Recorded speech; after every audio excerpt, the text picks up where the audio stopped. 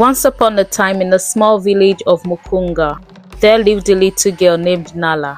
Nala was known for two things: her radiant smile, which could light up even the darkest of days, and her unusually large buttocks, which made her the subject of endless mockery. From the moment she could walk, her peers teased her mercilessly, calling her names like Hips of the Hills and Wadu Queen.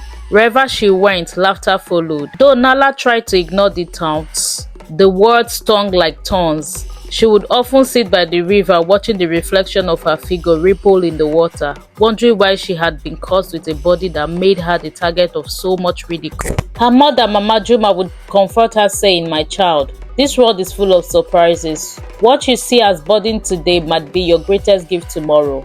Hold your head high, for you are more than the shape of your body."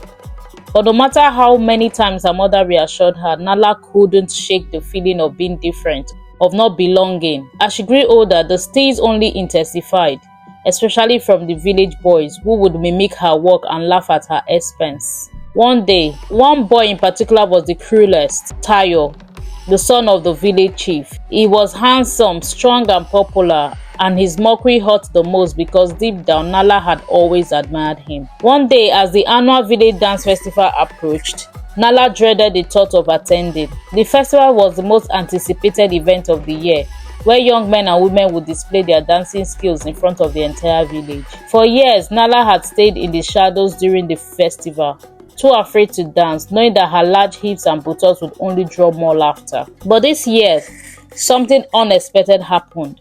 As Nala sat by the river, trying to avoid the excitement of the festival preparations, she was approached by an old woman with a mysterious presence. Her skin was dark as ebony, her hair silver as the moonlight, and her eyes sparkled with the wisdom of the ages. "Young one," the woman said, her voice soft but commanding, "why do you sit here alone when the whole village prepares to celebrate?" Nala sighed, not wanting to explain. But the woman's gaze was so kind that she found herself opening up. "I cannot dance with the others. They will only laugh at me because of how I look." The old woman nodded knowingly. "Ah, I see. But tell me, child, do you love to dance?" Nala's eyes lit up despite herself. "Yes," she whispered. "I love it more than anything. But how can I dance when my body moves in ways that make everyone laugh?" The old woman gave a mischievous smile. "The body moves as it's meant to. Your movements are not a flaw but a gift. Dance with all your heart and let the world see the beauty in your rhythm." With those words, the old woman handed Nala a small pouch filled with fragrant herbs. "Wear this during the festival and remember what I've said. Dance as though no one is watching." That night, Nala hesitated but eventually decided to attend the festival. She sprinkled the herbs from the pouch around her waist as the old woman had instructed, their scent calming her nerves. As she arrived at the festival grounds, sound of drums filled the air and the village was alive with excitement. Nala stood at the edge of the crowd, watching the dancers whirl and leap with grace. Her heart raced with a mix of fear and longing. Suddenly, as if by fate, the music shifted into a rhythm she had never heard before.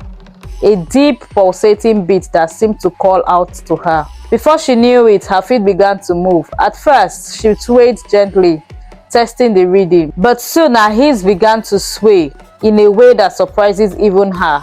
The beat grew stronger and Nala's body followed, moving in perfect harmony with the music. Her large buttocks, once a source of shame, now swinging towards the music.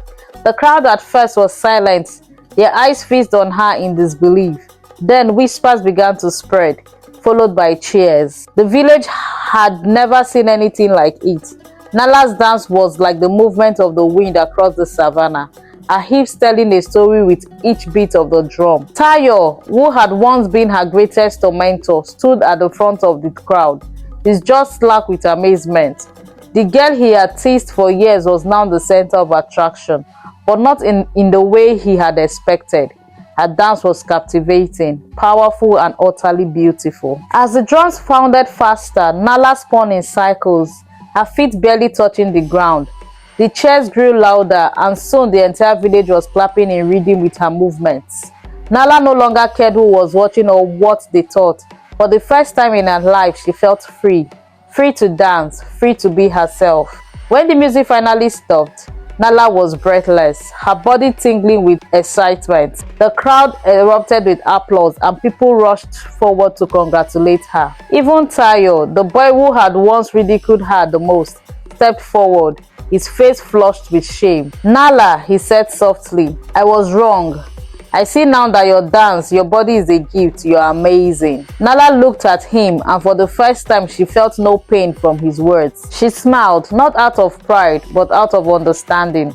She had always been more than what others saw, and now they had finally seen it too. As the night went on, Nala became the star of the festival. The village elders declared her the best dancer of the year, a title that came with great honor. People began to whisper that Nala's dance had been blessed by the spirits, and some even spoke of how her movements echoed those of the ancient gods and goddesses. But what no one knew was that the old woman who had given her the herbs was no ordinary elder. She was Ntaya, the village's most revered spirit guide, a woman who walked between the world of the living and the world of the ancestors. It was said that Ntaya appeared only to those who had been overlooked or misunderstood, offering them the chance to reveal their true potential. From that day on, Nala was no longer mocked for her body. Instead, her large hips and buttocks became a symbol of beauty and grace, and young girls in the village began to admire and imitate her style of dance. Nala herself continued to dance, not for others, but for the joy it brought her. She had learned that her body, just like her heart, had its own rhythm, and that rhythm was perfect just as it was. And so Nala became a legend in Mukanga, not just for her beauty or her dance, but for her spirit. The girl who had turned mockery into music and laughter into love. Thank you. Please kindly subscribe. See you again next time. Bye.